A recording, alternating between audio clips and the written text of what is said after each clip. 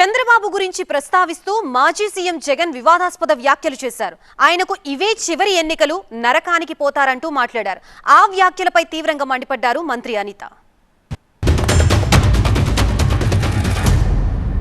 తప్పుడు పునాదులు వేస్తా ఉన్నారు. ఇది రేపొద్దున వృక్షం అవుతుంది. మీరు చేసే ప్రతి పని మీకు చుట్టుకుంటుంది. మీరు గ్రామాలలో ఈ రోజు మీరు తీసుకొచ్చే ఈ కక్షలు, కార్పణ్యాలు, ఈ మాదిరిగా చేయడాలు, దుర్మార్గాలు ఇవన్నీ కూడా రేపొద్దున మీకు చుట్టుకుంటాయి. ముఖ్యమంత్రిగా ఉన్నావు, నీ జీవితానికి బహుశా ఇది ఆఖరి ఎలక్షన్ కావచ్చు.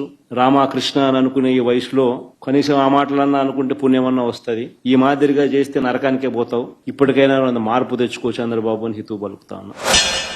ఈరోజు చావు పుట్టకలు అనేవి మీరో నేనో చెప్తే వచ్చేది కాదు కదా.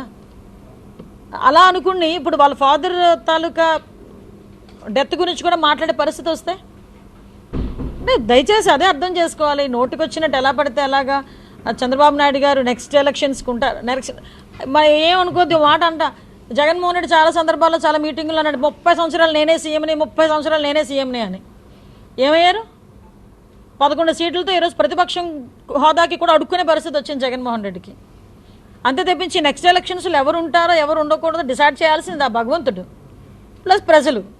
అది భగవంతుడు ప్రజలు కలిపి నిర్ణయించేది. నువ్వెవరు నిర్ణయించడానికి, నువ్వెవరు చెప్పడానికి?